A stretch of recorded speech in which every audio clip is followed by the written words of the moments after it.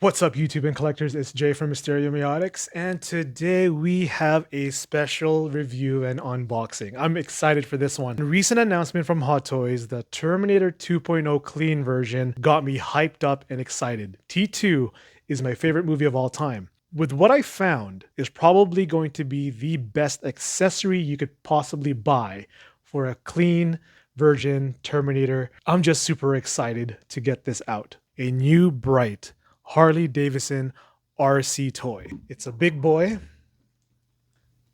It's a fat boy. This thing has been in storage for 10 years. It's brand new in the box, super dusty. Let's see if this is going to scale correctly with our current Hot Toy figures. So let's brush it off and see if it's worth it.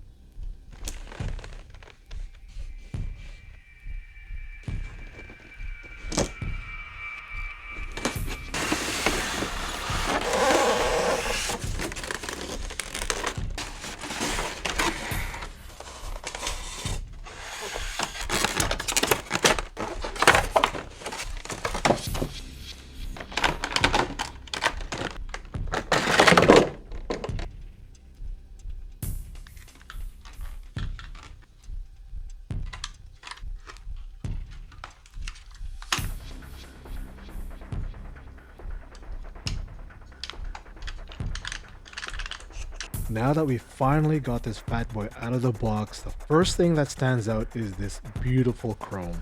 It's not gray, it's not brushed silver, it's actually chrome plating. And that singular detail brings this motorcycle to life. On the side of the gas tank you have a highly detailed Harley Davidson badge. Moving to the top of the gas tank you have the speedometer. On the left and right side of the speedometer you have the gas tank cap and a medallion. Man, this looks really good. The front to the back seat are highly detailed, but it's not actually leather. It's a kind of soft plastic. It squishes a little bit when you press on it. Moving to the front of the bike, so here is a really interesting design. So the bullet headlight, there's no actual clear lens or clear plastic on it. It's fully chromed out, which is an interesting choice for new bright to make. It's honestly not that noticeable. It actually kind of gives it that illusion that the headlights turned on. I love the fact that both the front and back rims are solid, just like the original Fat Boy. Here is the included stand with the motorcycle. This is the back side of the stand where it's a bit more flat, where the front of it is a bit more textured, has a rougher surface area, so it really comes down to how you want to display it. At the top of the stand, there is a hole where there is a clip underneath the motorcycle where you have to turn it and it'll lock the motorcycle into the stand. The only downside of doing that is the bike is actually completely straight up. It's not leaning to either the left or the right side. Now let's get this fat boy Harley Davidson into a light box and take a better look at it. And there she is.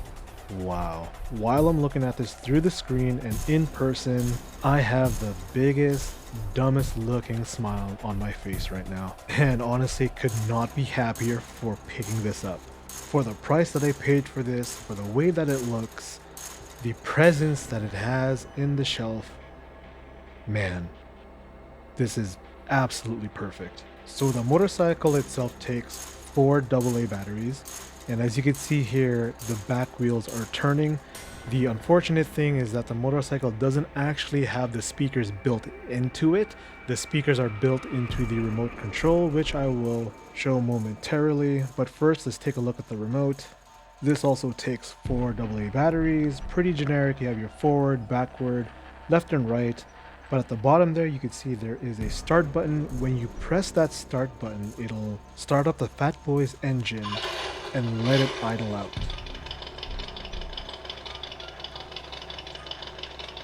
When you push the forward button, it'll rev, but if you hold the forward button, it will actually go through its gears. And it sounds actually pretty good. Alright, let's finally get a Terminator on this motorcycle, and what better way to start it off with a front cover. Boom! I am so happy right now, like I am freaking happy right now. Look at that. Yes, I know, the bike is not 100% accurate. There's no saddlebags in the back, the handlebars are not completely silver like it is in the movie, but regardless, take a moment, soak this in, and admire the DX10 Terminator riding a fat boy. That looks absolutely amazing. And if you're a fan of the Terminator, this is not going to disappoint. So before I get too carried away, let's go over a few more details with this motorcycle. The front and rear tires are actual rubber, very soft to the touch. The front forks, you could actually pivot or turn them left and right. And when you don't have the stand on it, you could have the bike either leaning left or right because those forks are actually articulated. Rotating towards the back, so you have the fat tire, and that's where the name of the fat boy actually came from. It's because of the fat tires. Just behind the license plate, that's where the antenna connects into the body of the motorcycle. Unfortunately, it is pretty ugly. The antenna is really long, so you're going to have to do something to hide the wires. Right now, I just wrapped it around the license plate just to get it out of the way. But now that we have the DX10 sitting on the motorcycle, what do you think about the scale? Do you think the motorcycle is too big or too small? Let me know in the comments below. But also keep in mind, this new bright Fat Boy motorcycle is just about 16 inches long. And from what I could see here, the motorcycle scales just about perfectly. Alright, are you ready for this? Let's get John Connor on the bike with the T800 himself. And boom. Yep, I'm completely sold. This looks amazing. This looks fantastic. This looks great. This looks perfect. I'm running out of things to say. I'm absolutely fangirling right now. Yeah, John Connor's on the bike with a T800. So in case you're wondering, John Connor, this is the MF10 by CGL Toys. I got it many years ago, probably around 2017, 2018. Bought them for retail price, which was less than $200, maybe even less than $150. And now for whatever reason, this leader of the resistance is retailing for over $500 up to $1,000, which is complete insanity. But either way, the pairing of these two figures on this motorcycle looks fantastic. Last but not least, let's get the T800 solo again on his motorcycle.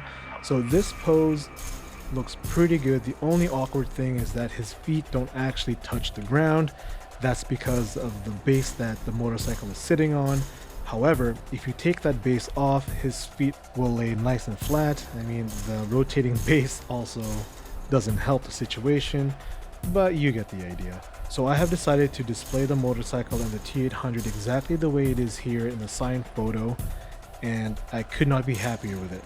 If you're a hot toy collector, more importantly, if you are a Terminator fan, then yes, if you could find this motorcycle for a decent price or even find it in the first place, absolutely pick it up because you will not be disappointed.